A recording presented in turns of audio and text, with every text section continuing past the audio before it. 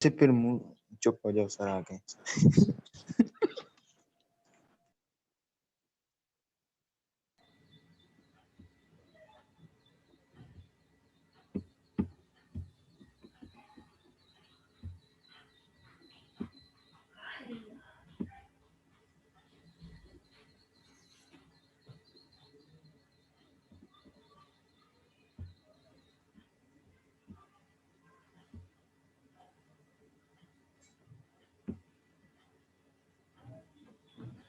अच्छा जी, तो एक बार फिर जो है आप देख रहे हैं कि 6 आपके पास पर्सन्स हैं जिनकी एजेस भी हैं और उनके अगेंस्ट उनकी ब्लड प्रेशर भी हैंगी।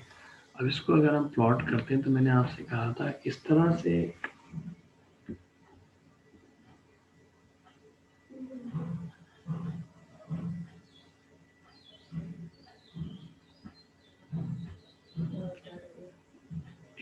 आपने जो है इसको देखना हैगा कि एक्स एक्सिस पर आपकी सारी एजेस भी प्लॉट हो जाए और वाई एक्सिस पर आपके सारे प्रेशर भी प्लॉट हो जाए, यानी आपका डेटा जो है वो आपके चोजन स्केल के अंदर जो है वो फिट हो जाना चाहिए। ठीक है जी। अब ये देखिए यहाँ पे इन्होंने बल्कि पिछली स्लाइड पे आते हैं 43 ईयर्स है और 128। खाली हम इसको देखते हैं तो ये हमारे पास है कि जिन साहब की एज जो है वो 43 है और 128 जो है वो हमारे पास इनका ब्लड प्रेशर है। सिमिलरली बाकी लोग भी हैं। अब एक जनरल पैटर्न नज़र आ रहा है, एक ट्रेंड नज़र आ रहा है जो कि इंक्लाइंड हो रहा है। एक ट्रेंड नज़र आ रहा है हमें कि जैसे जैसे एजेस बढ़ रही हैं वैसे वैसे ब्लड प्रेशर में भी इजाफा हो रहा है। तो एक पॉजिटिव रिलेशनशिप यहाँ नज़र आ रहा है। पॉजिटिव रिलेशनशिप तब होगा जब एक्स एक्सिस वाली वैल्यू के साथ जैसा हो रहा हो वैसे ही वाई एक्सिस वाली वैल्यू के साथ भी हो रहा हो, यानी अगर एक्स एक्सिस पर जो वैल्यू है वो बढ़े और वाई पर भी बढ़े। सर बात आगे सुनो सर, पानी मुंह से पीना या नाक से?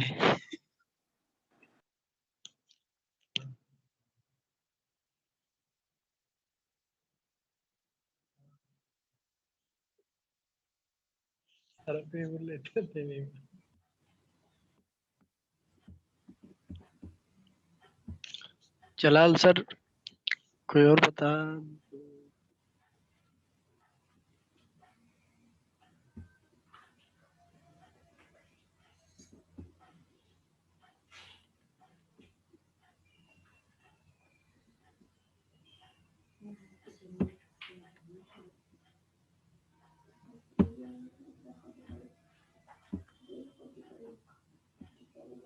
अच्छा जी, दोबारा से आप देख लीजिए कि इस एक्स और वाई वाले डेटा को जब हमने प्लॉट किया हैगा तो हमें वाज़ह तौर पे एक रिलेशनशिप नज़र आ रहा है और वो रिलेशनशिप की ख़ास बात क्या है कि जैसे जैसे एज बढ़ रही है वैसे वैसे ब्लड प्रेशर भी बढ़ता चला जा रहा है। जब कभी भी दो क्वांटिटीज़ के दरमियान इस किस्म का रिलेशनशिप हो कि जो एक्स एक्सिस पर हमने वैल्यू ली है जैसा उसके साथ हो वैसा ही वाई एक्सिस वाली वैल्यू के साथ भी हो तो उसे पॉजिटिव रिलेशनशिप कहा जा रहा होता है। यानी एक्स वाली वैल्यू बढ़े तो वाई वाली वैल्यू भी बढ़े और एक्स वाली वैल्यू कम हो तो वाई वाली वैल्यू भी कम हो जाए, वो पॉजिटिव रिलेशनशिप कहलाता है। इसे पॉजिटिव रिलेशनशिप इसलिए भी कहते हैं क्योंकि कुछ देर के बाद जब आप एज और प्रेशर का एक रिलेशनशिप क्वांटिफाई करेंगे तो उसमें जो साइन आएगी वो पॉजिटिव आएगी। ठीक है जी। तो स्कैटर प्लॉट से हमें एक आइडिया हो जाता है कि जो दो वेरिएबल हैं वो रिलेटेड हैं या नहीं, और अगर रिलेटेड हैं तो उनका रिलेशन किस नेचर का रहेगा। ये एक और हमें रिलेशनशिप दिया है और वो हैगा, ये आपके लिए ज़्यादा इम्पोर्टेंट, देख लीजिए कि नंबर ऑफ एब्सेंसीज और फाइनल ग्रेड। तो अगर एक स्टूडेंट ने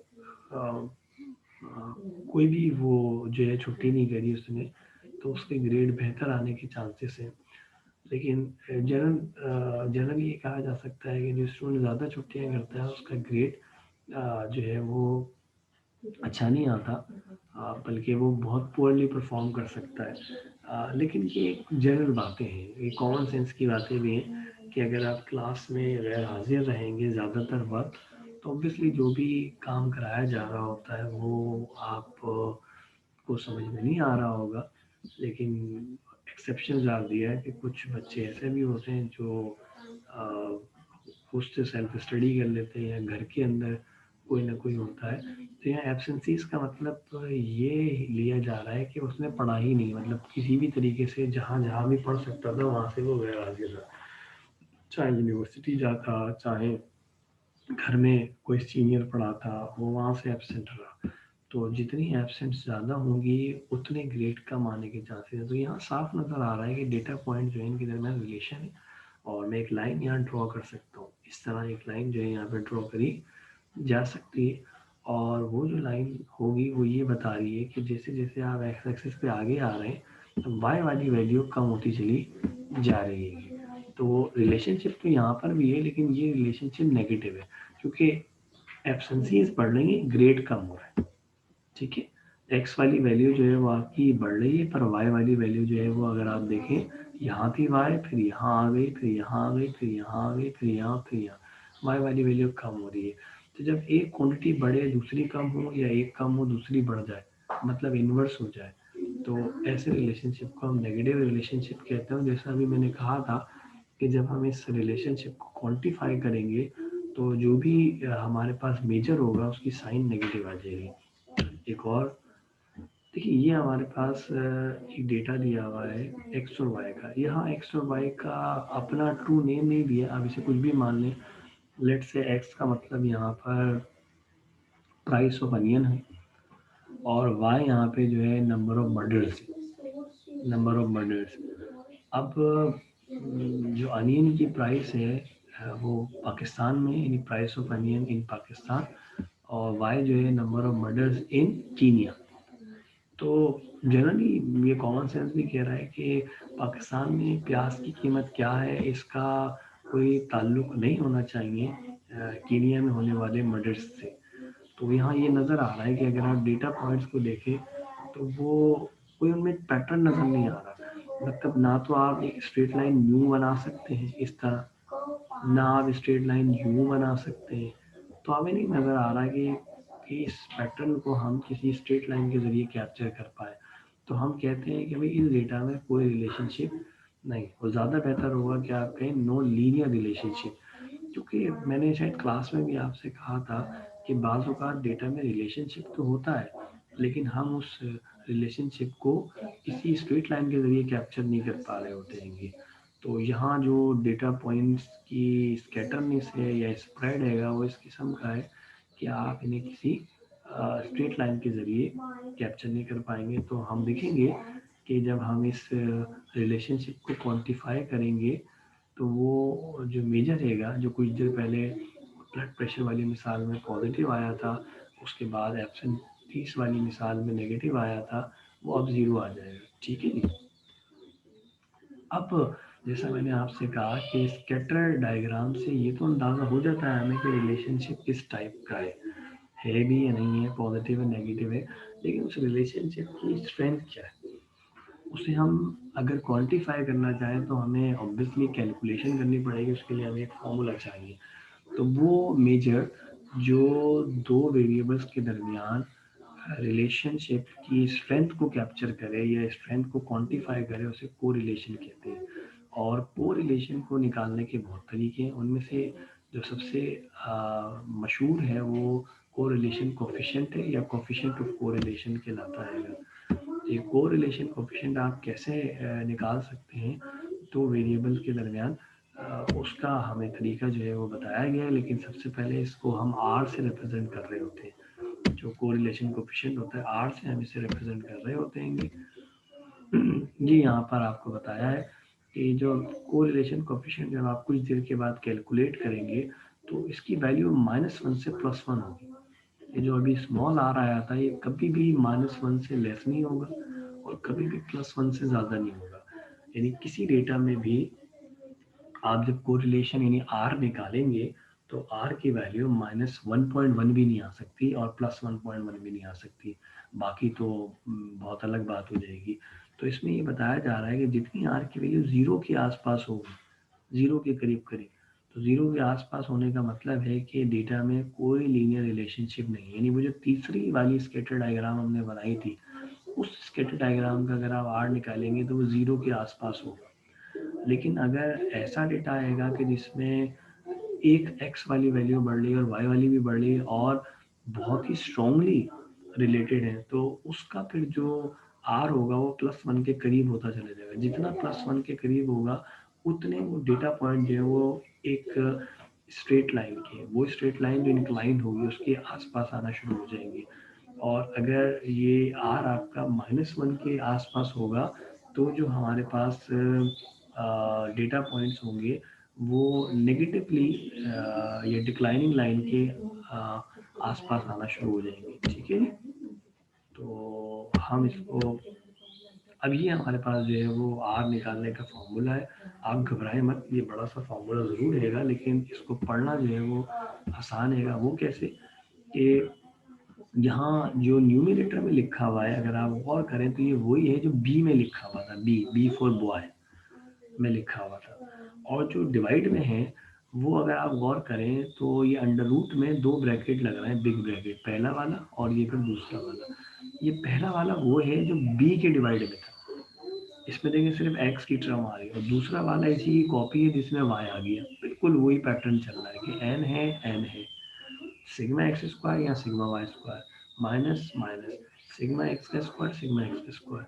लेकिन याद रखिएगा ये पूरी क्वांटिटी रूट में होगी, नीचे वाली पूरी क्वांटिटी रूट में होगी। एन का नंबर है data, number of data pairs. ठीक है, तो अगर आप पिछली क्लास याद करें जिसमें एक्स और वाई दिए हुए थे तो हमें ये सारे सम चाहिए होंगे, और वहीं मैंने आपसे कहा था कि यार एक वाई स्क्वायर का कॉलम भी बना दीजिएगा।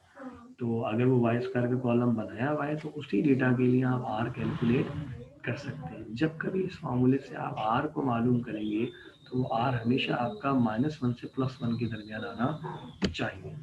ठीक है, तो जैसे कि इन्होंने कहा कि कभी कोई वही एज और ब्लड प्रेशर का डेटा था, इन्होंने उससे सारे ये सम निकाल लिए, और सम निकाल के जब इन्होंने सारे सम इस फार्मूले में रखवाए और कैलकुलेशन करी तो हमारे पास जो आर आया वो 0.897 के बराबर आ गया है।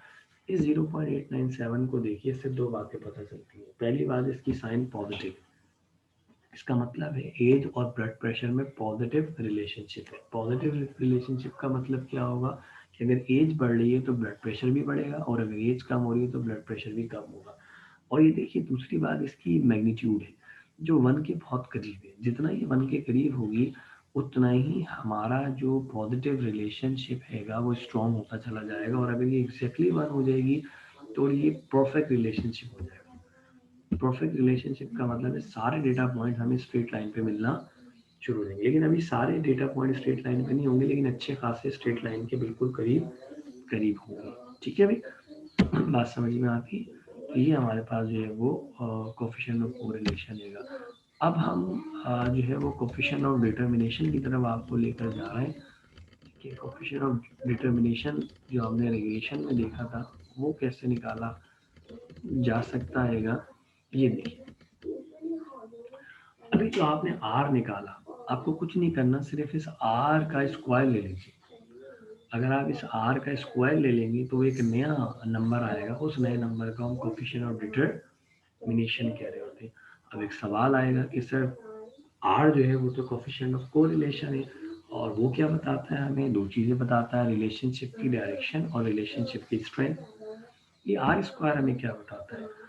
आपको याद होगा कि हमने जब रिग्रेशन लाइन निकाली तो रिग्रेशन लाइन में हम अपनी मर्जी के एक्स रखवाते गए जो रेंज में हो, और उसके करस्पॉन्डिंग हम वाई को एस्टिमेट करते चले गए। अब जो एक्स इनपुट करके हमें वाई मिल रहा था, तो क्या ज़रूरी हैगा कि वो वाई जो है वो एक्चुअल वाई के बराबर हो? नहीं, ज़रूरी नहीं। हो सकता है एक्चुअल जो वाई की वैल्यू हो वो कुछ और आपके पास जो आ रहा हो वो कुछ और हो। तो आर स्क्वायर हमें ये बताता है कि जो आपका मॉडल है, जो आपकी रिग्रेशन इक्वेशन है, वो कितनी अच्छी प्रिडिक्शन कर रही है। जितनी आर स्क्वायर की वैल्यू ज़्यादा होगी उतना ही आपका रिग्रेशन मॉडल ज़्यादा अच्छी प्रिडिक्शन करेगा। अब थोड़ा गौर करिए, आर स्क्वायर की वैल्यू क्या हो सकती है? आर क्या है? -1 से +1। तो जब -1 से +1 की किसी भी वैल्यू का आप स्क्वायर करेंगे तो पहली बात तो ये है कि तमाम माइनस प्लस में कन्वर्ट हो जाएंगे, तो आर स्क्वायर की वैल्यू नेगेटिव नहीं हो सकती। अब इसकी वैल्यू जो है वो 0 से लेके 1 तक हो। तो अगर आर स्क्वायर 0 है, इसका मतलब आपका मॉडल अच्छी प्रेडिक्शन नहीं दे रहा, और अगर आर स्क्वायर की वैल्यू 1 पे चली जाती है तो इसका मतलब है आपका मॉडल बहुत अच्छी प्रेडिक्शन दे रहा है। ठीक है, R square is the square of the correlation coefficient, यही बात यहाँ बताई गई है। और कह रहा है अगर आर हमारे पास 0.90 रहेगा तो आर स्क्वायर 0.81 हो जाएगा। आर स्क्वायर 0.81 का मतलब ये है कि अगर मैं इसको परसेंटेज में देखूं तो ये 81% है।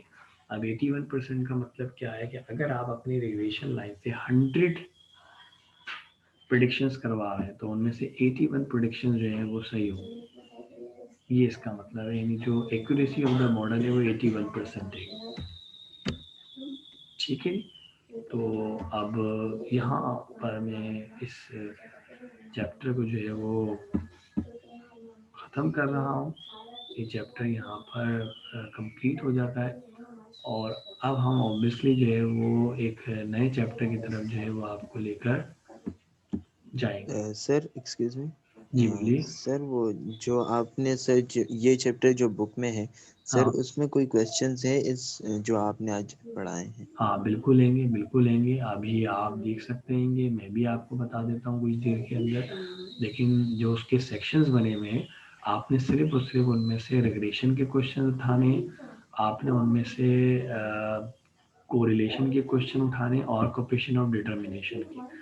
अभी के लेक्चर से आपको ये अंदाज़ा हो गया होगा कि कोरिलेशन और डिटरमिनेशन ये बड़े आसान है। अगर आर आ जाएगा तो आर का स्क्वायर करना तो कोई बड़ी बात नहीं है।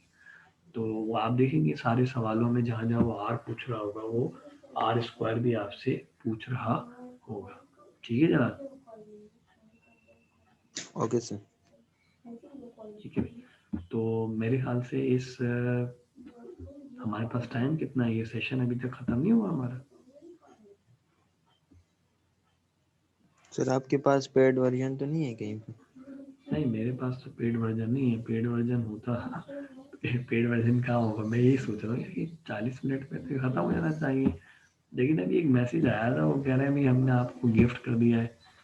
तो पता नहीं, अल्लाह बेहतर जाने कि आप लोगों ने आज जो है वो सुबह सुबह लग रहा है फजर की नमाज भी पढ़ी है, तो शायद वो गिफ्ट कर दिया गया है हमें। 12 हम। हाँ ये हो सकता है सर। अच्छा, ठीक है ठीक है। अच्छा, मैं जो है वो आप एक चलें, जब तक ये चल रहा है चलाते हैं इस सेशन को हम। तो मैं आप एक नए चैप्टर की तरफ आ रहा हूँ, और वो बिल्कुल एक अलग स्टेटिस्टिक्स आपको नज़र आएगी। मैं बाकी जितने भी पार्टिसिपेंट हैं उनको भी बता दूँ कि हमारी सेकंड लास्ट क्लास है। हमारी एक क्लास 3 दिसंबर को भी होगी, और अल्लाह से दुआ है कि वो इंटरनेट जो है, कनेक्टिविटी जो है वो बेहतर रहे, ताकि बात जो है वो सबको समझ में आ सके। तो आज की जो क्लासेस हमारे पास जितना भी टाइम बचा हुआ है, और जो अगली क्लास होगी वो सारी की सारी उस अगले टॉपिक पे जाएगी, जिसमें से काउंटिंग टेक्निक्स हमने पढ़नी हैगी, हमने प्रोबेबिलिटी थ्योरी पढ़नी है, और अगर वक्त ने इजाज़त दी तो फिर प्रोबेबिलिटी डिस्ट्रीब्यूशन की तरफ भी आपको हम लेकर आएंगे। तो ये 2-3 हमारे टॉपिक्स होंगे, और उनके अंदर फिर मज़ीद सब टॉपिक्स हैं। अच्छा, इतना बता दूँ सबको कि इनका वेटेज पेपर में ज़्यादा हो, यानी जो पेपर होगा उसमें ज़्यादा जो क्वेश्चंस होंगे वो इन्हीं क्लासेस से होंगे। रेग्रेशन, कोरिलेशन, या काउंटिंग टेक्निक, या फिर प्रोबेबिलिटी, या फिर प्रोबेबिलिटी डिस्ट्रीब्यूशन, ये जो आकर के क्लासेस हैं इनसे थोड़ा वेटेज जो है वो ज़्यादा होगा। ठीक है, तो बस इतनी मैं आपकी मदद कर सकता हूँ, इससे ज़्यादा नहीं। सर एक बात पूछनी थी सर, इसके जो रिकॉर्डिंग है ये तो लाजमी मिल जाएंगे ना सर? असल में वो दरमियान में नेट कट हो रहा था तो मसला हाँ, हो वो आपको मिल जाएंगे। पहले मैं इसको कोशिश करूँगा कि अपलोड भी कर दूँ, और इसके अलावा भी अगर कोई ग्रुप है तो वहाँ भी मैं भेज देता हूँ। वहाँ भी इसकी मैं रिकॉर्डेड जो लेक्चर की एक फ़ाइल है वो वहाँ भी, अगर कोई ग्रुप है आपका तो उस पर भेज देता हूँ। लेकिन देखना ये होगा कि कितने, इसका साइज़ क्या हो जाता है। अगर बहुत ज़्यादा साइज़ हो जाता है तो क्या हमें अलाउ करेंगे व्हाट्सएप के ऊपर, या बाकी किसी और जो है कम्युनिकेशन चैनल के ऊपर कि उतने हेवी साइज़ की फाइल जो है वो भेजी जा सके। तो मेरे ख्याल से शायद हम भेज सकेंगे। ठीक है, तो मैं आपको अब लेकर आ रहा हूँ ओके सर। हमारी सर क्या नाम है, हमें एक बार सर पेपर बता देना कि मतलब किस तरह का होगा। सर हमें समझ नहीं आ रहा, और जो हमने लास्ट टाइम पेपर दिया था तो सर आप कह रहे हैं कि मतलब एवरेज 7 नंबर जो है ज्यादा लिए किसी ने, तो सर अब फाइनल में भी इस तरह होगा तो हम क्या करेंगे? चले मैं आपको बताया, अभी बताता हूँ मैं आपको। देखिए पेपर जो होगा आपका वो आपकी बार कैलकुलेशन बेस ज़्यादा होगा, यानी मैथमेटिकल नेचर का ज़्यादा होगा। पिछली बार जो मिड टर्म हुआ था वो थोड़ा सा आप कह लीजिए उसमें लिखना ज़्यादा था आपको, वो सब्जेक्टिव टाइप या डिस्क्रिप्टिव टाइप ज़्यादा बेहतर लगा, डिस्क्रिप्टिव टाइप ज़्यादा था। आपकी बार वो मैथमेटिकल टाइप ज़्यादा होगा, आपको कैलकुलेशन ज़्यादा करनी पड़ेगी, कैलकुलेटर का इस्तेमाल ज़्यादा होगा। तो पहली बात तो ये है कि आपकी बार जो आपका पेपर होगा वो कैलकुलेशन बेस्ड होगा। दूसरी बात ये कि पेपर में 2 या 3 सेक्शन होंगे, हो सकता है 2 सेक्शन हो ए और बी करके, हो सकता है 3 सेक्शन हो ए बी सी करके। हर सेक्शन में कुछ आपके पास क्वेश्चंस होंगे, ज़्यादा चॉइस नहीं दूंगा। मिसाल के तौर पे अगर टोटल 8 सवाल है तो हो सकता है मैं ए सेक्शन में 4 डाल दूँ, बी में 4 डाल दूँ, कह दूँ कि भाई दोनों से आप 2-2 करें और एक आपकी मर्जी है, एक आपकी मर्जी, यानी कि आपने 5 सवाल करने और एक आपकी मर्जी है, वो कहीं से भी कर लें। हो सकता है मैं दोनों सेक्शन में मिलाकर 8-8 सवाल 8-4-4 नहीं डालूँ, 3-3 ही डालूँ और कहूँ 5 करने, 2-2 तो आपने हर सेक्शन से करने, एक आपकी मर्जी है कि वो सेक्शन ए से कर लें या बी से कर लें। और हर क्वेश्चंस के अंदर पार्ट होंगे, ये मैं आपको पहले ही बता चुका हूँ कि क्वेश्चन जो है वो पार्ट्स की फॉर्म में होगा। अब वो पार्ट्स 2 भी हो सकते हैं, 3 भी हो सकते हैं, 4 भी हो सकते हैं। लेकिन अगर मैं आपको और थोड़ा बताऊं तो रिग्रेशन कोरिलेशन जो है इनके ऊपर ज़्यादा फोकस करें। काउंटिंग टेक्निक जो हमारा अगला टॉपिक है इसके ऊपर ज़रा आप ज़्यादा फोकस करें। और इसके बाद प्रोबेबिलिटी है, वहाँ आपने ज़्यादा फोकस करना आएगा। ठीक है, तो 2-2 3-3 4-4 पार्ट भी हो सकते हैं और जब तक पहला पार्ट नहीं होगा बाकी पार्ट नहीं हो सकते। ये बात अपने ध्यान में रखिएगा। ठीक है जी। Okay sir.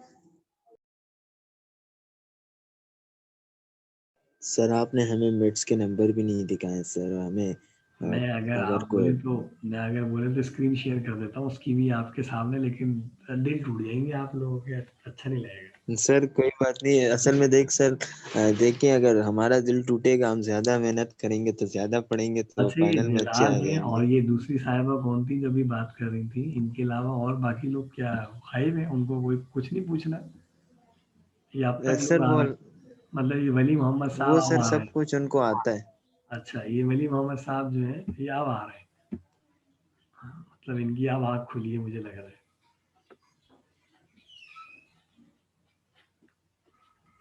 ठीक है जी, तो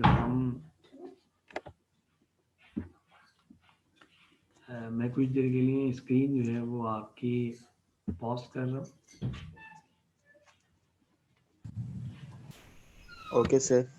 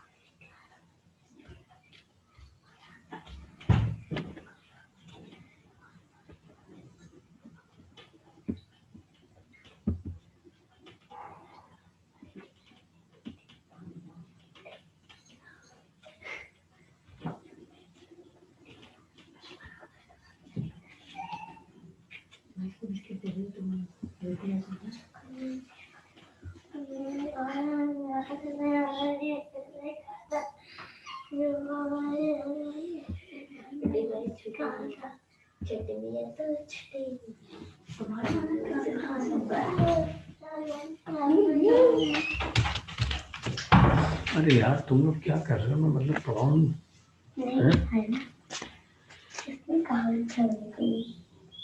बस अच्छे बोल रहा हूँ, नीचे जाके पढ़ाया था तुम लोग नहीं गए। नीचे नहीं आना, पिटाई लगा दूंगा।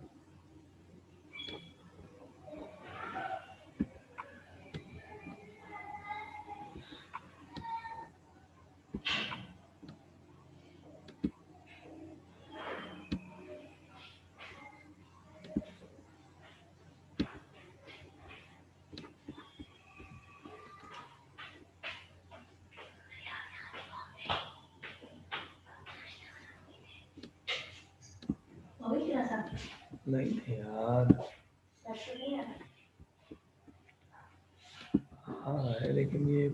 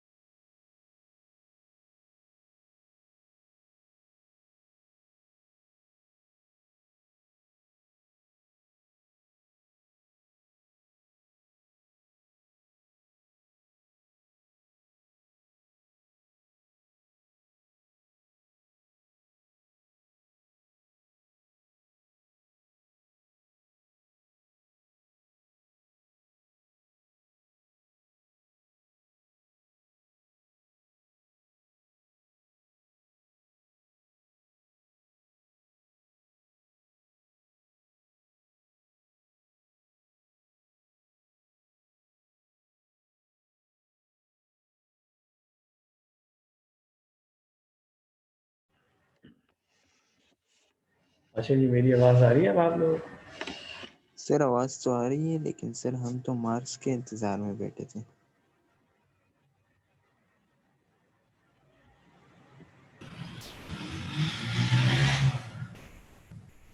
जी सर, हमें मार्क्स देखने हैं। जलाल अनम्यूट करो अपने आप। अच्छा जवेरिया है, जवेरिया आवाज़ आ रही है मेरी? यस सर, आ रही है आपकी आवाज़।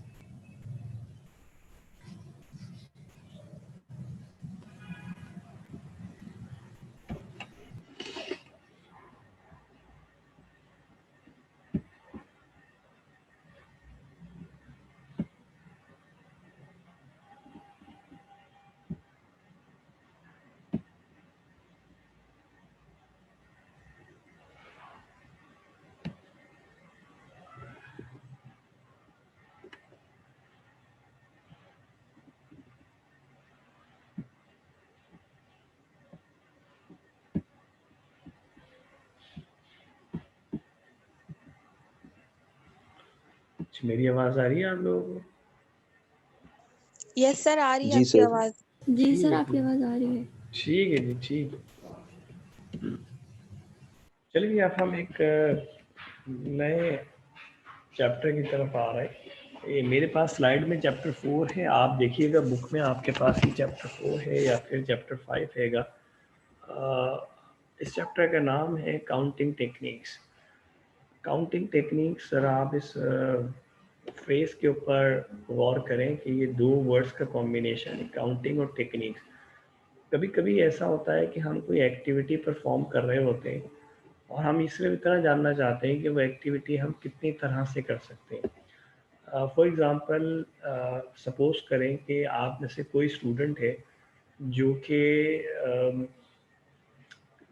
लियारी यूनिवर्सिटी आना चाहता है लेकिन बाय बस, पब्लिक ट्रांसपोर्ट, यूनिवर्सिटी के पॉइंट से नहीं आना चाहता।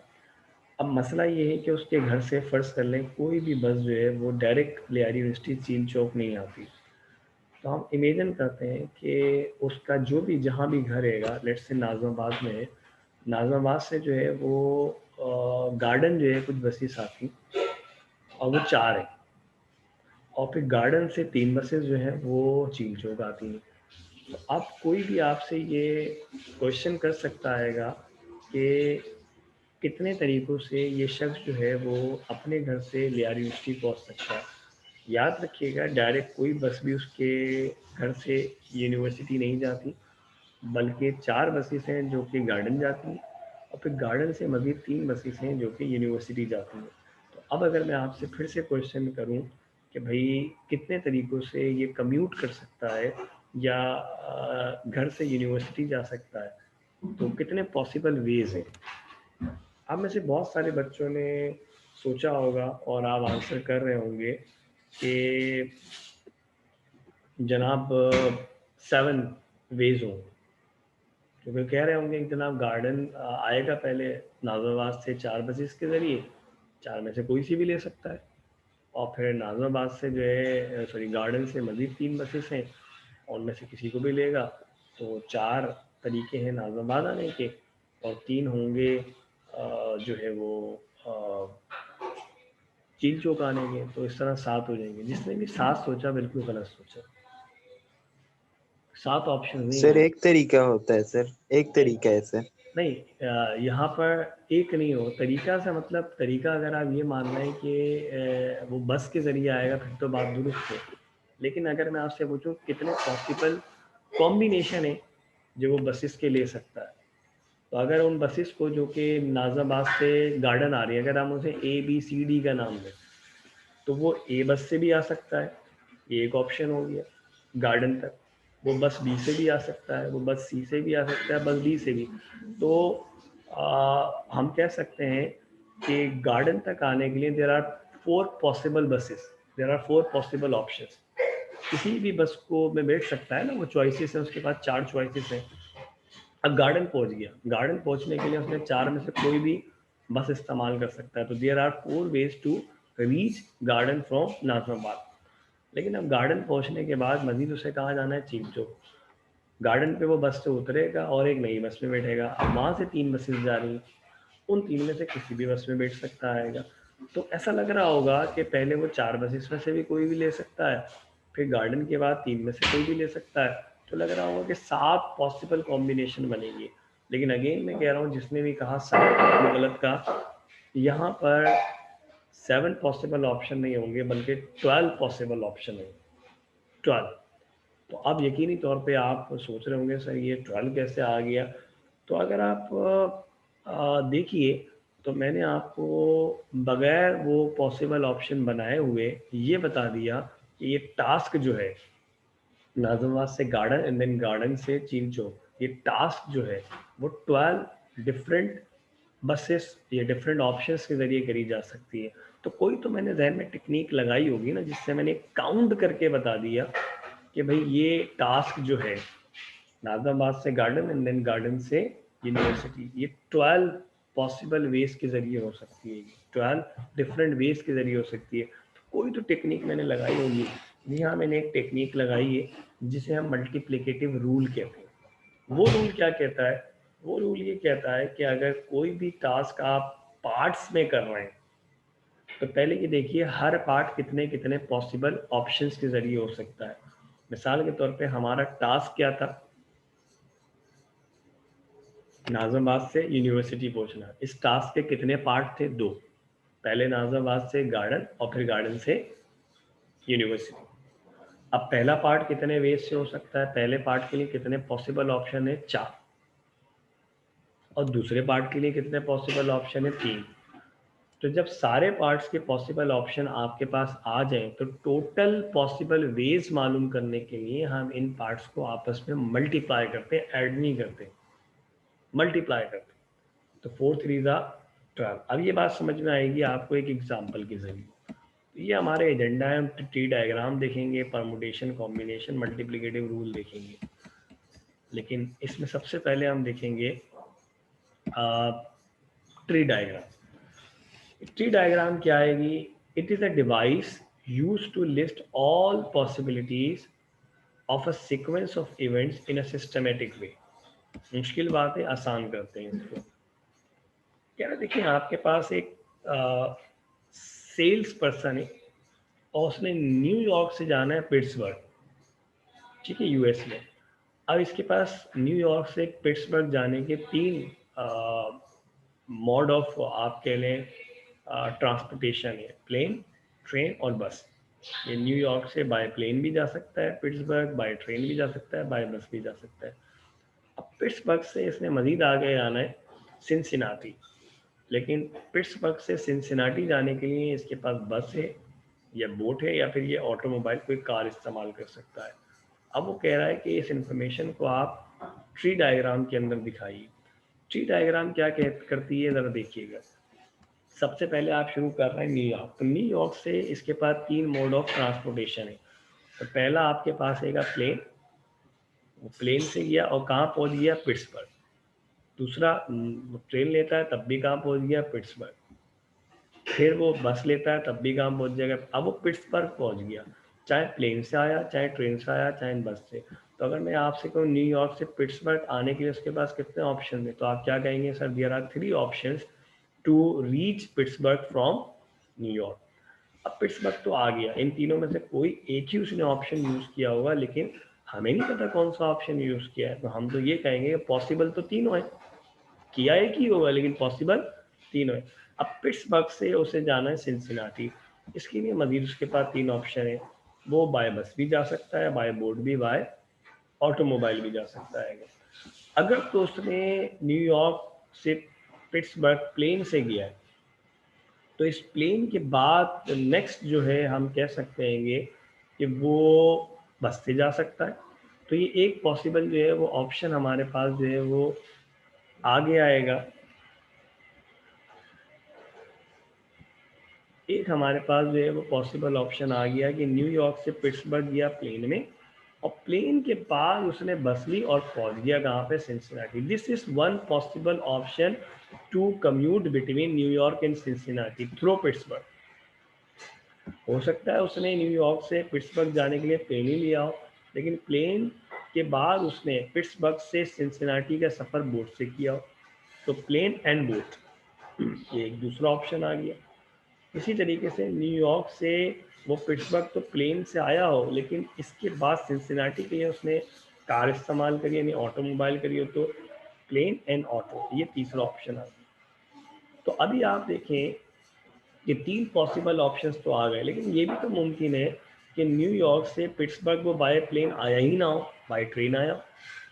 अब अगर बाय ट्रेन आया है तो पिट्सबर्ग तो पहुंच गया, लेकिन अब फिर उसके बाद वही तीनों ऑप्शन मौजूद रहेंगे जो इससे पहले उसने पिट्सबर्ग से सिंसिनाटी जाने के लिए किए थे कि अब वो बस भी ले सकता है, बोट भी और ऑटो भी। तो फिर train bus, train boat, train auto. Similarly हो सकता है न्यूयॉर्क से पिट्सबर्ग आने के लिए ना उसने प्लेन इस्तेमाल करी हो ना ट्रेन इस्तेमाल करी हो, बल्कि वो बस से आया। अब मज़ीद आगे जाने के लिए वो बस भी ले सकता है, बोट भी और ऑटो भी ले सकता है। तो इस तरह देखिए आप कि हमारे पास टोटल जो ऑप्शन यहाँ पे बन रहे हैं जिनसे वो न्यूयॉर्क से पिट्सबर्ग होता हुआ सिंसिनाटी आ जाए, वो 3 ऑप्शन नहीं है, बल्कि 1 2 3 4 5 6 7 8 और 9। अब ये 9 ऑप्शन जो हैं उसे कैलकुलेट करने के या काउंट करने के 2 आपके पास तरीके। एक, पहले इन सारे ऑप्शंस को बनाएं जैसे आपने अभी बनाया with the help of tree diagram. Basically tree बनता चला जाएगा, पहला पार्ट ट्री, फिर उससे मजीद ब्रांचेस। तो एक तो ये, लेकिन अभी तो आप बड़े खुशकिस्मत थे कि सिर्फ न्यूयॉर्क से पिट्सबर्ग जाने के लिए 3 ऑप्शंस थे, फिर मजीद 3 थे। अगर ये न्यूयॉर्क से पिट्सबर्ग, पिट्सबर्ग से शिकागो, शिकागो से कैलिफोर्निया, कैलिफोर्निया से अलास्का, अलास्का से सिंसिनाटी अगर जाए और हर एक में हमारे पास 8-8 10-10 ऑप्शन हो कि न्यूयॉर्क से पिट्सबर्ग जाने के लिए 8 ऑप्शन है, पिट्सबर्ग से शिकागो जाने के 6 ऑप्शन है, शिकागो से कैलिफोर्निया जाने के 20 ऑप्शन हो, कैलिफोर्निया से अलास्का जाने के 10 ऑप्शन हो, अलास्का से सिंसिनाटी जाने के 25 ऑप्शन हो। तो क्या आप इस तरह से सारे पॉसिबल वेज को या ऑप्शंस को पहले बनाएंगे और फिर काउंट करेंगे तो बहुत मुश्किल हो जाएगा। तो क्या हमारे पास कोई और तरीका है जिनसे हम ये बगैर ऑप्शन बनाए भी बता सकेंगे कितने पॉसिबल ऑप्शंस होंगे? जी हाँ, बिल्कुल है। वही मैं अभी कुछ देर पहले आपको बता रहा था। उसके लिए आप देखेंगे कि आपका जो ये टास्क है वो है न्यूयॉर्क से सिंसिनाटी जाना, पर इस टास्क के 2 पार्ट्स हैं हमारे यहाँ। पहले न्यूयॉर्क से आप जाएंगे पिट्सबर्ग, ये कितने ऑप्शन के जरिए हो सकता है? 3। वही जो हमने कहा था कि नाजाबाद से गार्डन 4 बसेस थी, यहाँ पे 3 हमारे पास ऑप्शन थे। तो पहला वाला जो पार्ट हैगा हमारे टास्क का वो 3 तरीकों से हो सकता है। तो there are 3 option for first part, to complete first part. उसके बाद अब गार्डन आ गई, पिट्सबर्ग का मतलब आप गार्डन मान लें। उस गार्डन से फिर आगे हमें जाना है चील चौक, यानी मतलब सिंसिनाटी को हम चील चौक मान लेते हैं। तो ये कितने ऑप्शन हैं? यहाँ 3 थे। तो पहला पार्ट भी 3 से हुआ, दूसरा भी 3 से हुआ, तो टोटल क्या होगा? इनको आपस में मल्टीप्लाई करेंगे तो 3 3 जा 9 आ गए 9 ऑप्शन।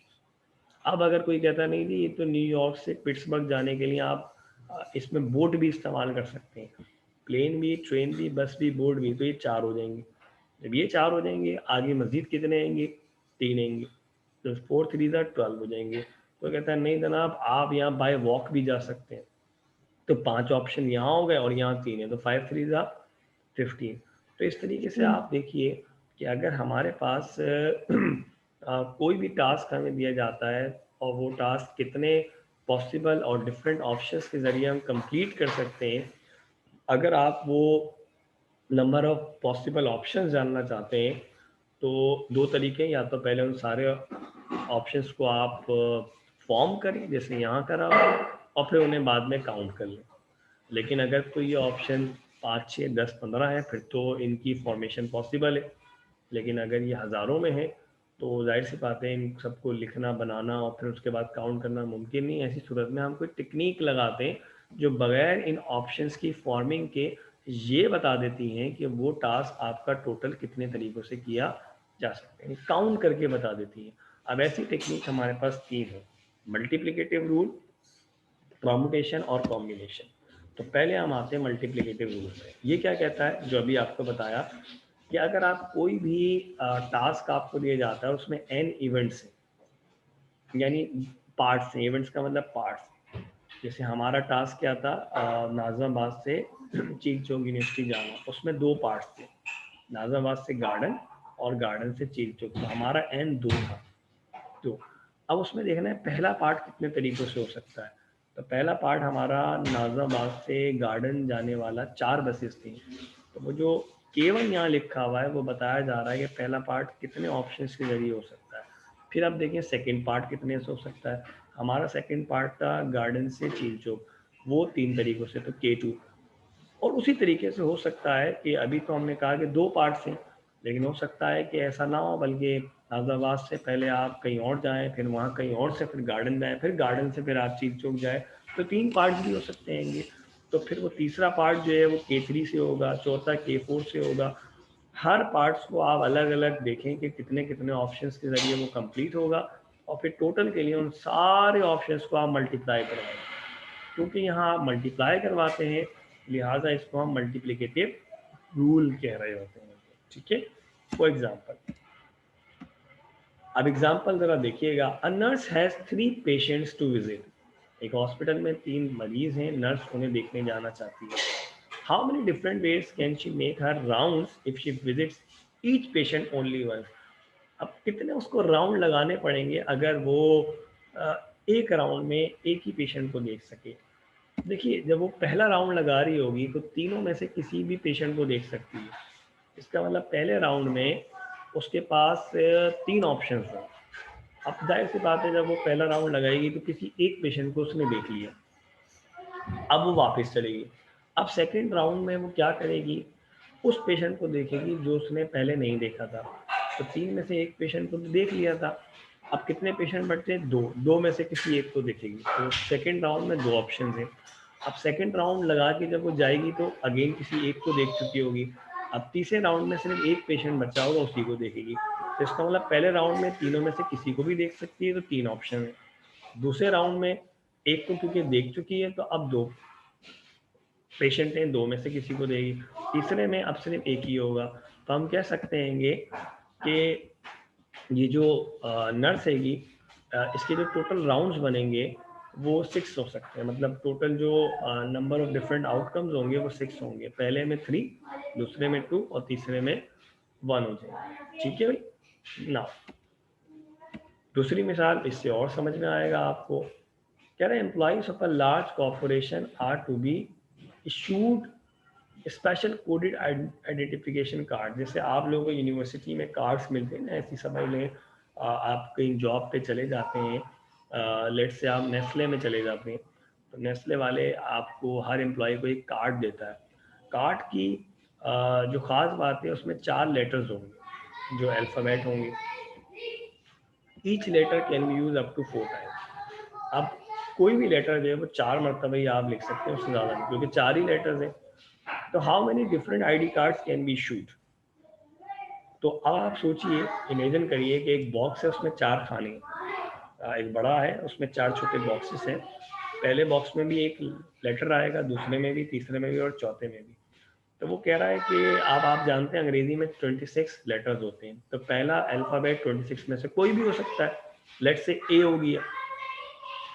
अब दूसरे बॉक्स में फिर 26 में से भी कोई आ सकता है, तो दूसरे के लिए भी 26 ऑप्शन है, तीसरे के लिए भी और चौथे के लिए भी। तो इसका मतलब है कि पहला वाला जो स्मॉल बॉक्स है, they it can be filled by 26 possible ways, 26 possible letters.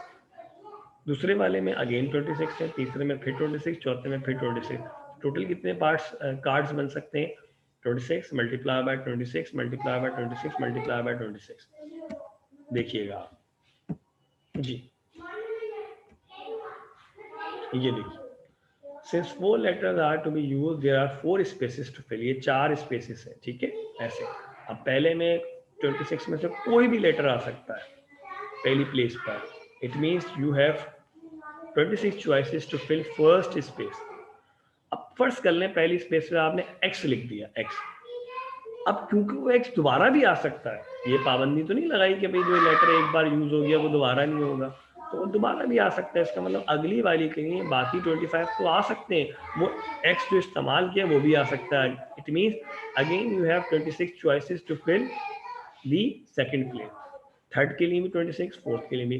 तो 26 multiply by 26 multiply by 26 multiply by 26, it will give you this number 4,56,976। इतने आइडेंटिटी कार्ड्स बनाए जा सकते हैं, और ये सारे कार्ड एक दूसरे से डिफरेंट होंगे। लेकिन अगर इसी क्वेश्चन को मैं थोड़ा बदलूं और मैं कहूँ कि भाई आइडेंटिटी कार्ड में जो आईडी आप बनाएंगे 4 लेटर्स के जरिए, वो ऐसी हो कि उसमें हर कार्ड में कोई लेटर रिपीट ना हो। अब क्या हो, अब पहली वाली के लिए तो 26 होंगे, लेकिन जो पहले वाली प्लेस पर आ गया उस कार्ड में अब वो आगे कहीं भी नहीं आ सकता। तो इसका मतलब ये है कि जो इस्तेमाल कर दिया, अब वो ऑप्शन अगली प्लेस के लिए हमारे पास खत्म हो गया। तो अगली प्लेस को फिल करने के लिए हमारे पास कितने ऑप्शन बचे? 25। सिमिलरली जो यहाँ आ गया वो यहाँ नहीं आ सकता, तो अगली के लिए क्या बन गया? 24। तो यहाँ आ गया वो यहाँ नहीं आ सकता, तो नेक्स्ट के लिए क्या बच गया हमारे पास? 23। तो इस सूरत में जो हमारे पास टोटल ऑप्शन होंगे वो होंगे 26 multiply bye 25 multiply by 24 multiply by 23। इससे जो हमारे पास कार्ड्स आएंगे, हर कार्ड ऐसा होगा जिसमें जो चारों लेटर्स हैं वो डिफरेंट होंगे, रिपीट नहीं होंगे। लेकिन ये वाला जो सवाल है इसमें हो सकता है एक कार्ड ऐसा हो जिसमें यहाँ भी एक्स हो, यहाँ भी एक्स हो, यहाँ भी एक्स हो, यहाँ भी एक्स हो, यानी कि x x x x x. पर अगर मैं चाहता हूँ रिपीटेशन ना हो तो फिर 26, 25, 24, 23 होना चाहिए, ठीक है। और इनको आपस में मल्टीप्लाई किया जाए। एक और हमारे पास आएगा द डिजिट्स 0, 1, 2, 3 एंड 4। ये 5 हमारे पास डिजिट्स हैं 0 से 4 तक। इनको इस्तेमाल करना है, हमने एक आईडी कार्ड बनाना है जिसमें 4 digit. How many different cards are possible if repetition is permitted. अब कह रहे हैं बताइए कितने आप कार्ड्स बना सकते हैं अगर इन डिजिट्स को रिपीट किया जा सके। लेकिन याद रखिएगा जो कार्ड होगा उसमें डिजिट कितने होंगे? 4। तो अब वही जरा 4 प्लेसेस बना लें, 4 छोटी छोटी लाइंस बना लें जो पिछली बार थी। तो पहली वाली प्लेस को फिल करने के लिए यू हैव 5 डिफरेंट एज। पहली वाली प्लेस पे 0 भी आ सकता है, एक ऑप्शन 1 भी आ सकता है, दूसरा ऑप्शन 2 भी आ सकता है, तीसरा ऑप्शन 3 भी आ सकता है, चौथा ऑप्शन 4 भी आ सकता है, पांचवा ऑप्शन। तो इन पांचों में से कोई भी आ सकता है पहली प्लेस पे। तो there are 5 choices for the first digit of a 4 digit ID card. अब इनमें से कोई एक डिजिट जो है वो आ गया, लेट्स से 2 आ गया, यहाँ आपने 2 लिख दिया। अब आपको अगली, क्योंकि अभी तो एक डिजिट हुआ है ना, अभी आपको आगे मजीद 3 डिजिट और भी लिखने होंगे। फिर इनमें से कोई भी आ सकता है, क्योंकि जो आ गया वो भी आ सकता है और जो नहीं आया तो वो भी आ सकता है। तो अगेन अगली वाले के लिए फिर कितनी चॉइसेस हैं? 5। नेक्स्ट के लिए फिर 5 और नेक्स्ट के लिए फिर 5। तो चारों आपके पास जो इवेंट थे वो आपने आपके लिए ट्रिगर कर दिएंगे और हर एक में आपके पास 5-5 चॉइसेस थी। तो 625 आप डिफरेंट कार्ड्स बना सकते हैं 4 डिजिट्स के यूजिंग दीज 5 नंबर्स। लेकिन अगर मैं कहता हूँ रिपीटेशन अलाउ नहीं, तो पहली वाली के लिए तो 5 थे, लेकिन इन पांचों में से कोई एक जो इस जगह आ गया होगा वो आगे नहीं आ सकता। तो अगली वाली के लिए कितनी चॉइसेस हैं? 4। अब जो यहाँ आ गया वो यहाँ नहीं आ सकता, तो अगली वाली के लिए कितनी चॉइसेस हैं? 3। तो यहाँ आ गया वो यहाँ नहीं आ सकता, तो अगली के लिए कितनी चॉइसेस हैं हमारे पास? 2। तो 5, 4, 3, 2। 5 4 जा 20, 23 जा 60, 62 जा 120। तो अब आपके पास 625 नहीं 120 चॉइसेस होंगी, यानी 120 आईडी कार्ड्स बनेंगे। लेकिन हर आईडी कार्ड में 4 ऐसे डिजिट होंगे, कोई भी रिपीट नहीं होगा। यानी शायद कोई आपके पास ऐसा आईडी कार्ड हो जिसका नंबर हो 1324, ऐसा कोई नहीं होगा जिसमें हो 12222, क्योंकि 22 रिपीट नहीं होना चाहिए अगर हमने रिपीटेशन अलाउ नहीं करी है। इस सवाल में तो करी भी थी, तो यहाँ तो हो सकता है, लेकिन अगर अलाउ नहीं करी है तो फिर नहीं होगा। ठीक है भाई ना जी। अब वो ये कह रहा है अगर रिपीटेशन अलाउ ना हो तो क्या करेंगे। तो देख लीजिए पहली वाली में 5 है, फिर 4 है, फिर 3 है, फिर 2, तो 120 हो गए। ठीक है भाई। अब इसमें मल्टीप्लिकेटिव रूल तो वहाँ इस्तेमाल होता है जहाँ आपने देखा कि एक ही आपके टास्क के मुख्तलिफ जो है वो पार्ट्स हों। तो आप देखते हैं कि पहला पार्ट कितने ऑप्शंस के जरिए हो रहा है, दूसरा, तीसरा, चौथा एंड सो ऑन, और फिर उन सारे ऑप्शंस को आप मल्टीप्लाई करवा देते हैं। लेकिन ये परमुटेशन कहाँ इस्तेमाल होती है, आइए ज़रा इसके ऊपर बात करते हैं। वो कह रहे हैं कंसीडर कर लें 3 लेटर्स हैं A B C और हमने इन तीनों को अरेंज करना है। तो आप ज़रा बताइए कितनी अरेंजमेंट बनेगी, सिर्फ अरेंजमेंट। तो उसने कहा भाई ये 6 पॉसिबल अरेंजमेंट है कि आप पहले ए लिखें फिर बी फिर सी, या फिर आप पहले ए लिखें फिर सी फिर बी, या फिर पहले बी लिखें फिर ए फिर सी, या फिर पहले बी लिखें फिर सी फिर ए, या पहले आप सी लिखें फिर ए फिर बी, या पहले सी लिखें फिर बी फिर ए। तो देयर आर 6 डिफरेंट परमुटेशंस और अरेंजमेंट्स इन 3 लेटर्स के जरिए। ये जो हमारे पास परमुटेशंस होती हैं ना, ये आपको बताती हैं कि आप जो आपको गिवन इंफॉर्मेशन है उसे किस तरह से आप अरेंज कर सकते हैं। अगर तो हमें लगता है कि ए बी सी और ए सी बी इसलिए मुख्तलिफ हैं क्योंकि इनकी जगह बदलने से ये अरेंजमेंट बदल रही है, तो आप इसमें परमुटेशन अप्लाई करेंगे। लेकिन अगर आपको लगता है ए बी सी, फर्ज कर लें ए किसी साहब का नाम है, बी बी और सी बी, तो वही 3 लोग अगर आप आगे पीछे नाम करके लिखेंगे तो फर्क नहीं पड़ेगा, लेकिन अगर ये डिजिट्स हैं ए बी सी और A2 है, B1 है और C3 है, तो 2 1 3 अलग होगा और ऑब्वियसली जो है वो 2 3 1 अलग होगा। तो आपको पता है कि कहीं कहीं पे ऑर्डर इम्पोर्टेंट होता है, कहीं कहीं पे ऑर्डर इम्पोर्टेंट नहीं होता। तो अगर ऑर्डर इम्पोर्टेंट है तो फिर आप परमुटेशन की तरफ जाएंगे, और अगर ऑर्डर इम्पोर्टेंट नहीं है तो फिर आप कॉम्बिनेशन की तरफ जाएंगे, जिसके बाद का टॉपिक है। तो परमुटेशन के लिए बता रहा है कि अगर आपके पास n डिफरेंट ऑब्जेक्ट्स हो, n could be anything, any number 4 5 7 2 100 कुछ भी, और आप जो है वो इन n ऑब्जेक्ट्स को अरेंज करना चाहते हैं, तो आपको इनकी परमुटेशन लेनी पड़ेगी। अब कितनी परमुटेशंस बनेंगी वो यहाँ बताया जा रहा है कि 6 परमुटेशन बनेंगी अगर 3 ऑब्जेक्ट्स हैं आपके पास। तो इस मिसाल से हम समझते हैं कि अगर हमारे पास n ऑब्जेक्ट्स हैं, n जैसे 6 ऑब्जेक्ट्स हैं, n का मतलब 6 मान लीजिए आप एक एग्जांपल के तौर पे, और इसमें से आप r ऑब्जेक्ट्स उठा रहे हैं, यानी 2 ऑब्जेक्ट्स उठा रहे हैं, तो ये कहलाएगी permutation of n objects taken r at a time. इसे लिखा जाता है परमुटेशन के लिए p। इसके टॉप लेफ्ट पर यहाँ n होता है, इन्होंने यहाँ लिखा हुआ है, हम ये टॉप लेफ्ट पे लिखते हैं, और r जो है वो इसके बॉटम राइट के ऊपर लिखा जाता है, बॉटम राइट के ऊपर, ठीक है, यहाँ जहाँ लिखा हुआ है। लेकिन n जो है वो यहाँ नहीं होता बल्कि यहाँ होता है। कैलकुलेटर में एक बटन भी मौजूद होता है NPR का, वो भी आप देखिएगा। अब NPR का मतलब हैगा कि आप n ऑब्जेक्ट्स की परमुटेशन ले रहे हैं considering r objects eight a time. इसका एक हमारे पास फॉर्मूला होता है, वो है n factorial divided by n minus r whole factorial. अब ये बात एग्जांपल से आपको जरा ज्यादा समझ में आ जाएगी। कह रहे how many different ways can a chairperson and an assistant chairperson be selected for a research project if there are 7 scientists available. Let's say SPARCO है हमारा एक इदारा, वहाँ हमें कोई प्रोजेक्ट मिलता है और उस प्रोजेक्ट में 7 लोग हैं, लेकिन उन 7 में से एक को हमने चेयरपर्सन बनाना है और एक को असिस्टेंट चेयरपर्सन। इसका मतलब ये हैगा कि जो टोटल हमारे पास ऑब्जेक्ट्स हैं साइंटिस्ट वो 7 है, ये 7n हो जाएगा, और हम इन 7 में से कितने लोगों को लेना चाह रहे हैं, 2 को लेना चाह रहे हैं, तो जो 2 है वो r हो जाएगा। अब क्योंकि आप जानते हैं कि चेयरपर्सन और असिस्टेंट चेयरपर्सन, अगर A साहब चेयरपर्सन है और B साहब असिस्टेंट चेयरपर्सन है, अगली बार ऐसा होता है B साहब चेयरपर्सन और A साहब असिस्टेंट चेयरपर्सन है, तो फर्क पड़ेगा।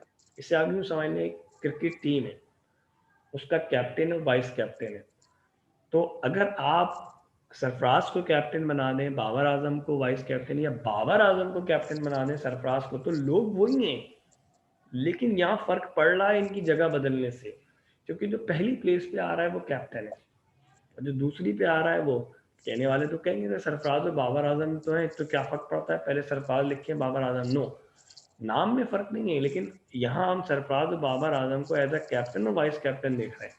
तो अगर कैप्टन सरफराज है और वाइस कैप्टन बाबर आजम, ये एक अलग अरेंजमेंट है, लेकिन अगर बाबर आजम कैप्टन है और सरफराज वाइस कैप्टन है, ये डिफरेंट अरेंजमेंट है। लोग वही हैं लेकिन उनके रोल्स को बदल दिया है, और रोल बदलने से अरेंजमेंट बदल गई।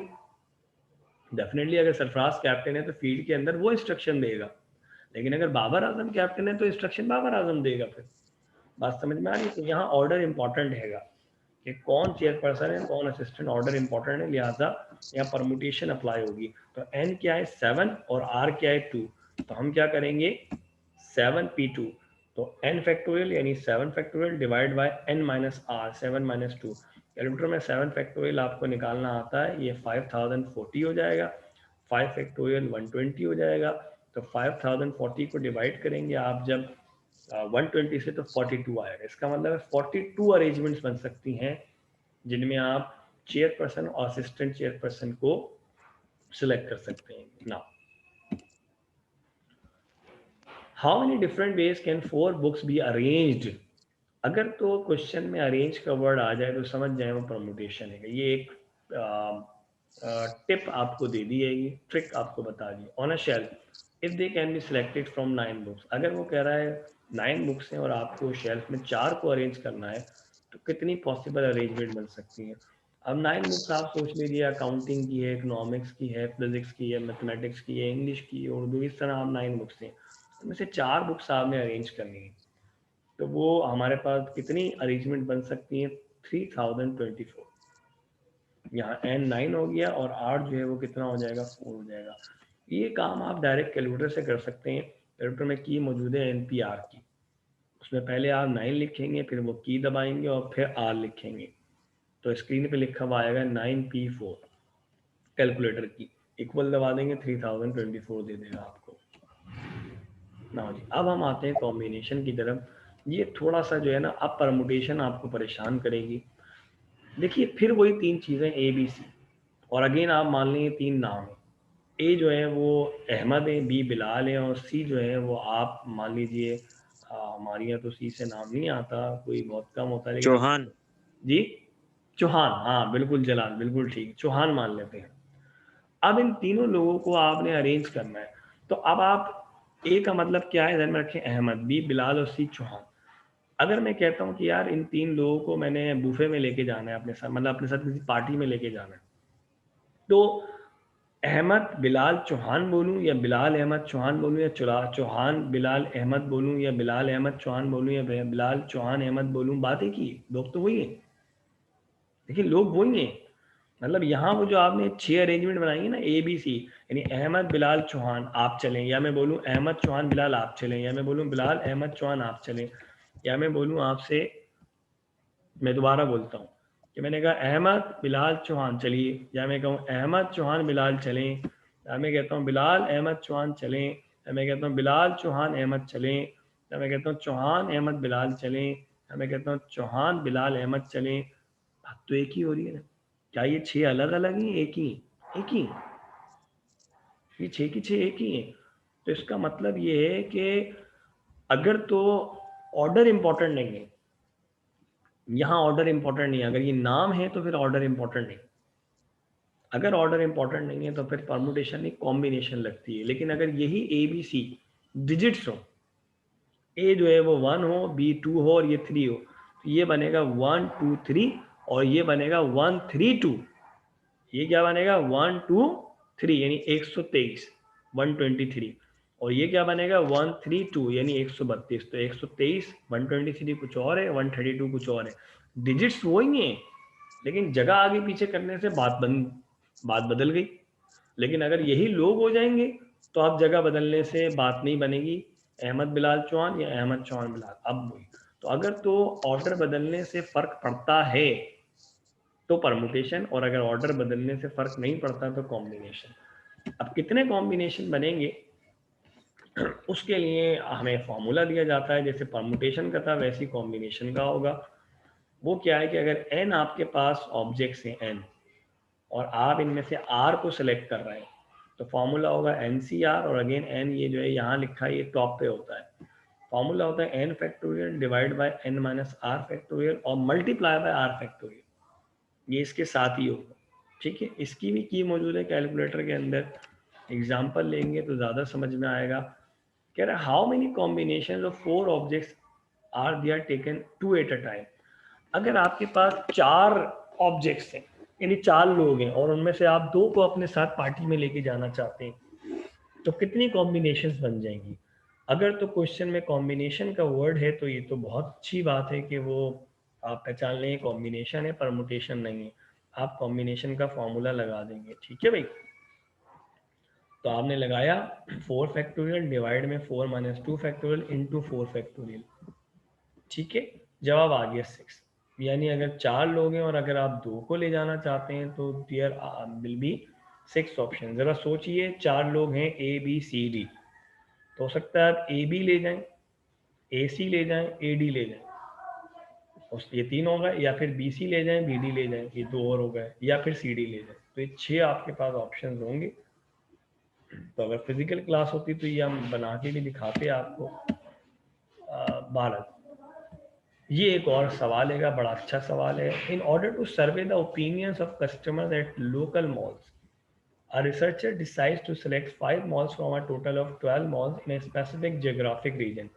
सपोज कर लें हम गुलशन इकबाल में जहाँ 12 मॉल है और हमने जो है वहाँ पे सर्वे करना है, ओपिनियन लेना है, लेकिन हम 12 मॉल में नहीं जा सकते। तो हमने कहा भाई हम तो 5 मॉल में जाएंगे और वहीं पूछेंगे लोगों से। अब लेकिन 12 मॉल में से वो 5 मॉल कौन से हो सकते हैं? जैसे 12 मॉल अगर देखें तो गुलशन में मिलीनियम मॉल भी है, गुलशन में जो है वो सायमा मॉल भी है, गुलशन में वकार मॉल भी है, गुलशन में जो है वो आपके सामने जो है वो बड़ा मशहूर है यार, कपड़े भी मिलते हैं वहाँ पे, चेज़ वैल्यू भी है, चेज़अप भी है, गुलशन में और भी जो है वो इम्तियाज़ वगैरह भी हैं। तो अब ये 12 में से आपने 5 लेने, तो अब जाहिर सी बात है अगर आप कहें मैं चेज़अप लेता हूँ और फिर बाद में जो है वो आप कहते हैं कि अगला मॉल जो है वो हम लेते हैं मिलीनियम, अगला फलां, अब अगली बार कहते हैं नहीं मिलीनियम पहले लिखें चेज़अप बाद में लिखें, तो क्या फ़र्क पड़ेगा? नहीं। अगर मॉल वही है तो पहले कहाँ गए बाद में कहाँ गए फ़र्क नहीं पड़ेगा। अगर 5 मॉल वही हैं तो फ़र्क नहीं पड़ता पहले कौन लिखा है बाद में, यानी order does not important in this example. So we have to use combination और वी कैन यूज़ कॉम्बिनेशन। तो how many different ways can the selection be made, तो कितने तरीकों से हो सकती है? क्या होगा भाई, 12 एन हो जाएगा और सी क्या हो जाएगा 5। तो कैलकुलेटर में इसकी भी की मौजूद है, आप 12C5 करेंगे जवाब आ जाएगा 792। ज़रा अंदाज़ा करें 792 डिफरेंट ऑप्शन होंगे 5 मॉल के। नाउ जी, ये बड़ा अच्छा सवाल है। In a club there are 7 women and 5 man. कोई क्लब हैगा, कोई एसोसिएशन है जहाँ 7 खवातीन हैं 5 मर्द हैं। A committee of 3 women and 2 man is to be chosen. अब एक कमेटी बनानी जिसमें 5 लोग हैं, 5 में लाजमी है 3 खवातीन हों 2 मर्द हों। How many different possibilities are there? अब देखिए, ये जो आपका सवाल है ना, इसके 2 हिस्से हैं। पहला हिस्सा क्या है कि वुमेन भी लेनी है, दूसरा हिस्सा क्या है मैन भी लेनी है। यानी कमेटी बनानी है, ये टास्क है, पर कमेटी बनाने के 2 पार्ट्स हैं, पहला वुमेन दूसरा मैन। तो वुमेन वुमेन में से लेंगे और मैन मैन में से लेंगे। अब अगर आप 7 वुमेन में से 3 वुमेन लेते हैं तो क्या हो जाएगा 7C3, और 5 मैन में से 2 को ले लेते हैं तो क्या हो जाएगा 5C2। लेकिन ये पहला पार्ट हुआ और वो दूसरा पार्ट हुआ, 7C3 पहला पार्ट 5C2 दूसरा पार्ट। लेकिन हमें इन दोनों ही को चाहिए, हम चाहते हैं वुमेन भी आए और मैन भी आए। तो हमारे क्योंकि क्वेश्चन के 2 पार्ट्स हैं तो यहाँ अब लगेगा बीच में मल्टीप्लिकेटिव रूल। तो पहले आपने पहला पार्ट सॉल्व किया 7C3 से, कोई आंसर आएगा, फिर दूसरा पार्ट सॉल्व किया 5C2 से, कोई आंसर आएगा, और फिर इन्हें आप मल्टीप्लाई कर देंगे। जब मल्टीप्लाई आप इन्हें करेंगे तो आपके पास ऑप्शन आ जाएगा और वो आपके पास क्वेश्चन का भी आंसर होगा। जैसे यहाँ कि number of possibilities, number of ways of selecting 3 women from 7 multiply number of ways to of selecting 2 men from 5।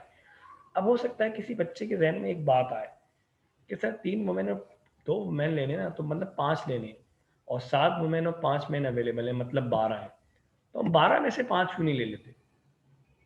देखिए, अगर आप 12 में से 5 लेंगे ना तो गारंटी नहीं है कि वो जो 5 लोग आएंगे वो 5 में से 3 वुमेन 2 मैन, हो सकता है 5 क्या आ जाए मैन, हो सकता है 5 क्या आ जाए वुमेन, हो सकता है 4 वुमेन आए 1 मैन आए, हो सकता है 4 मैन आए 1 वुमेन आए, हो सकता है 3 वुमेन 2 मैन आए जो आप चाहते हैं, हो सकता है 2 वुमेन और 3 मैन आ जाए। तो तो अगर आप इन सबको इकट्ठा कर देंगे और उनमें से लेंगे तो फिर बिल्कुल ऐसे ही होगा कि एक ठेले पे डिफरेंट किस्म के फ्रूट्स पड़े हैं, उसमें मैंगो भी है, बनाना भी है, ऑरेंज भी है, गावा भी है, पियर भी है, पीच भी है, ग्रेप्स भी हैं, बहुत सारे। और एक ऐसा बंदा जिसको जो है फलों का सेंस ही नहीं है, अंधा भी है, ब्लाइंड भी है, और उसको बोलें कि जनाब यहाँ से फल उठाओ, तो वो तो कोई सा भी फल आ सकता है। लेकिन अगर मैं उसे गावा के ठेले पे ले जाऊँ जिसमें सिर्फ गावा ही गावा हो और मैं कह रहा हूँ यहाँ से उठाएं, तो बेशक वो ब्लाइंड हो, उसे सेंस भी ना हो, तो अगर वो गावा के ठेले पर है तो जो भी फल उठाएगा वो गावा ही हो। तो अगर हम चाहते हैं गावा ही मिले तो फिर गावा के ठेले पे लेके जाएं। तो अगर आप चाहते हैं वुमेन ही मिले तो फिर वुमेन को वुमेन में से ही सिलेक्ट करें। तो गारंटी है अगर इन 7 में से आप लेंगे तो गारंटी है कि वुमेन ही आएगी, और इन 5 में से लेते हैं तो गारंटी है मैन ही आएगा। तो बहुत आसान तरीका है कि जिसे सिलेक्ट करना है उसे अपनी फैमिली में से सिलेक्ट करें, वुमेन वुमेन में से, मैन मैन में से। अगर इसी तरह चिल्ड्रन होते हैं तो चिल्ड्रन चिल्ड्रन में से होंगे, ठीक है। और जब ये हो जाए तो इन्हें मल्टीप्लाई कर दें। इस सवाल से आपने क्या सीखा कि 2 काउंटिंग टेक्निक एक साथ भी लग सकती है। तो यहाँ पहले कॉम्बिनेशन लगा 2 बार और बाद में मल्टीप्लिकेटिव रूल लगाएगा, ठीक है। ये बात और समझ में आएगी अगली एग्जाम्पल से। A committee of 5 people must be selected from 5 men and 8 women. अब कह रहा है 5 मैन है और 8 वुमेन है, और एक कमेटी बनानी है कितने लोगों की? 5। लेकिन कैसे ये कमेटी बने कि कम से कम 3 वुमेन आए, यानी 5 लोगों में से एटलीस्ट 3 क्या आ जाए? वुमेन आए। एटलीस्ट 3 वुमेन का मतलब है 5 लोगों में से 3 वुमेन हो सकती हैं तो 2 मैन होंगे। लेकिन हो सकता है 5 लोगों में से वुमेन 3 ना हो बल्कि 4 हो। जब 4 वुमेन हो जाएंगी तो फिर एक जो है वो हमारे पास मैन हो जाएगा, ठीक है। एक हमारे पास जो है वो मैन हो जाएगा।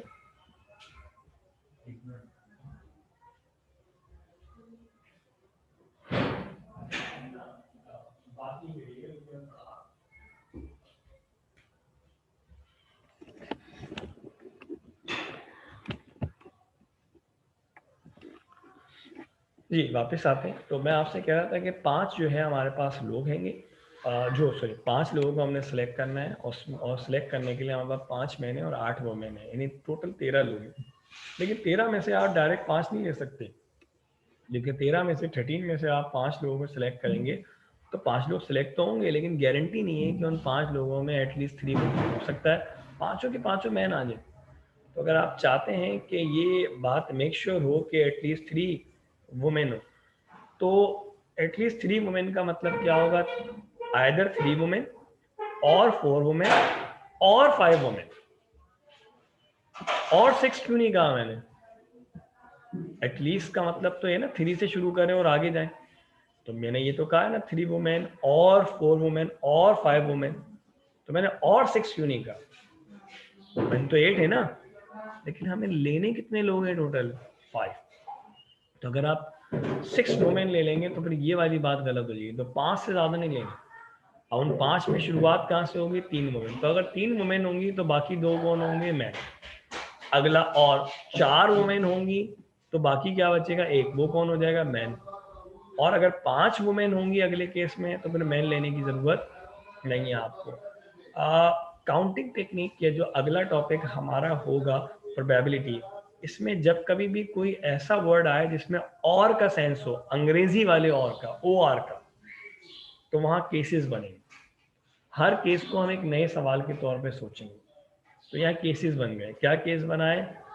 3 वुमेन, ये पहला केस, 4 वुमेन, ये दूसरा केस, 5 वुमेन, ये तीसरा केस। हर केस को हम एक क्वेश्चन मान के जहन में सॉल्व करेंगे। जैसे कि मैंने कहा 3 वुमेन, तो 3 वुमेन अगर हम लेते हैं, ये पहला केस है, तो इसमें इसको हम अगर अपना सवाल माने तो सवाल में तो 5 लोग ले रहे हैं, 5 में से 3 अगर वुमेन आ गई हैं तो 2 कौन होंगे? मैन होंगे। तो अब ये सवाल पैदा होता है कैसे होगा ये काम, जरा देखिएगा यहाँ पर। ये देखिए 8 हमारे पास वुमेन थी। ये देखिए the committee can consist of 3 women and 2 man, और 4 वुमेन 1 मैन और 5 वुमेन। अब to find the different possibilities find each separately. हर एक को हम अलग अलग सॉल्व करेंगे। तो पहले हम 8 वुमेन में से 3 वुमेन ले रहे हैं और ऑब्वियसली 2 मैन हो जाएंगे। फिर इसको देंगे, अभी बीच में प्लस को छोड़ दें। 8 में से 4 वुमेन ले रहे हैं और 1 मैन ले रहे हैं।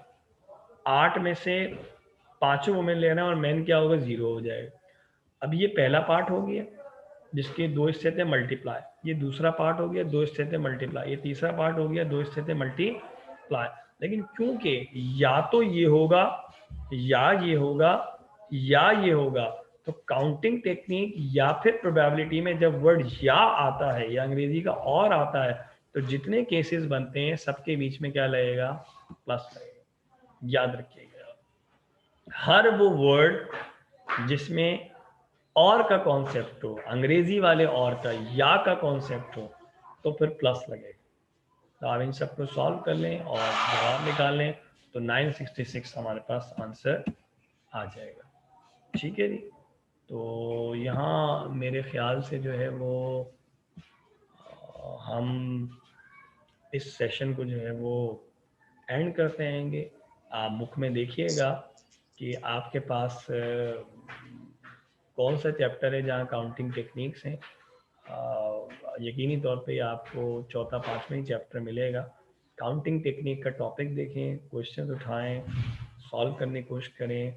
काउंटिंग टेक्निक जो आज आपको पढ़ाया है, इसका जो पहला फ़ायदा है वो ये है कि मैं पेपर में काउंटिंग टेक्निक के सवाल दूंगा। दूसरा, जो हमारा अगला लेक्चर होगा यानी जो लास्ट लेक्चर होगा 3 दिसंबर को, उसमें हम प्रोबेबिलिटी पढ़ेंगे। प्रोबेबिलिटी का जो पहला हिस्सा है उसमें तो आपको काउंटिंग टेक्निक की ज़रूरत नहीं पड़ेगी, लेकिन प्रोबेबिलिटी का जो दूसरा हिस्सा होगा उसमें आपको काउंटिंग टेक्निक की ज़रूरत पड़ेगी, और वहाँ काउंटिंग टेक्निक आपसे पार्ट के तौर पर आएगी। तो प्रोबेबिलिटी के बहुत सारे क्वेश्चंस होते हैं जो बगैर इन काउंटिंग टेक्निक्स के कंप्लीट नहीं हो सकते।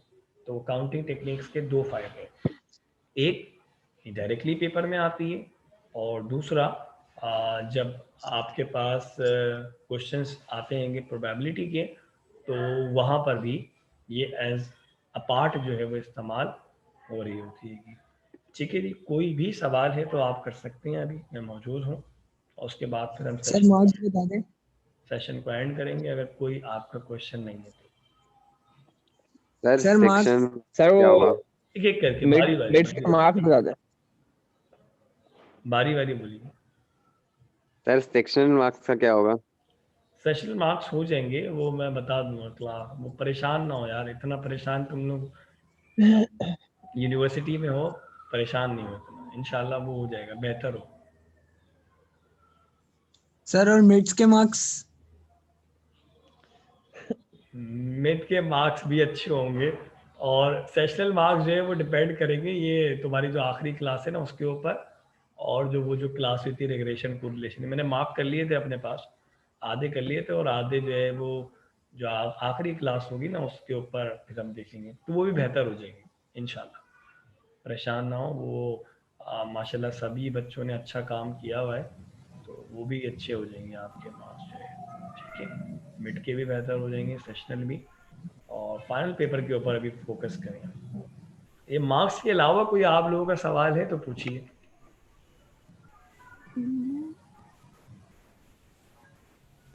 कोई सवाल नहीं? नहीं सर।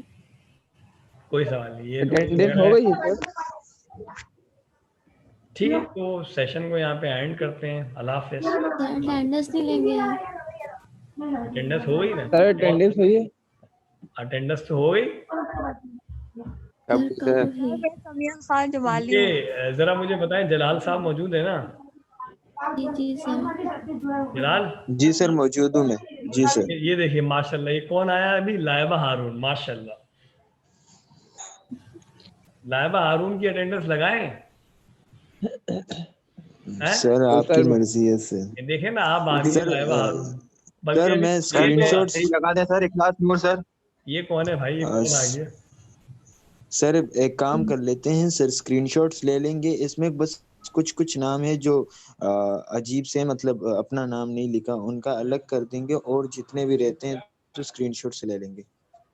मैं लूंगा, आप लेंगे?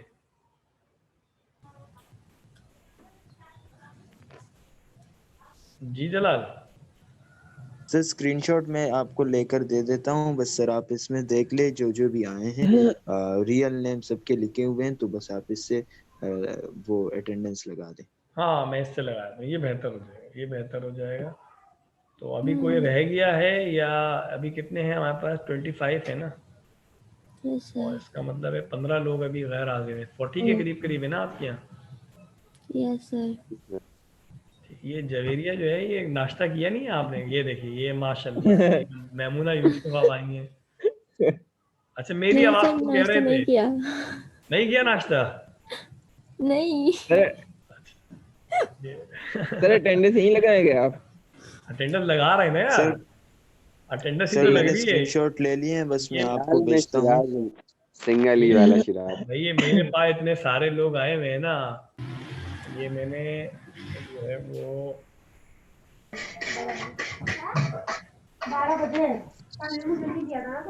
याद है मेरे पास। जलाल मेरा नाम किस नाम से शो हो रहा है? ये क्लासमेट के नाम से रियलमी show हो C2 रहा है। कौन है भाई? ये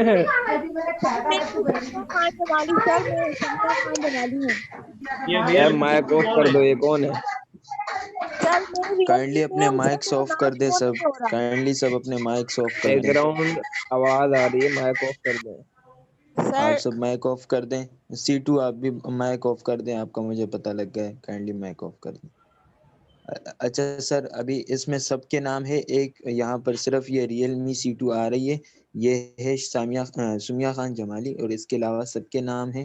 आप यहाँ से मैं आपको स्क्रीनशॉट भेज रहा हूँ, आप हाँ। सबके लिख लें। बस सही है, बस सही है, ठीक है, यही best। ये भेजिए। ठीक है जी, सेशन ओके। एंड कर दें हम? ओके सर, चलें जी, अल्लाह हाफिज़। ओके सर, अल्लाह हाफिज़ जी। अल्लाह हाफिज़।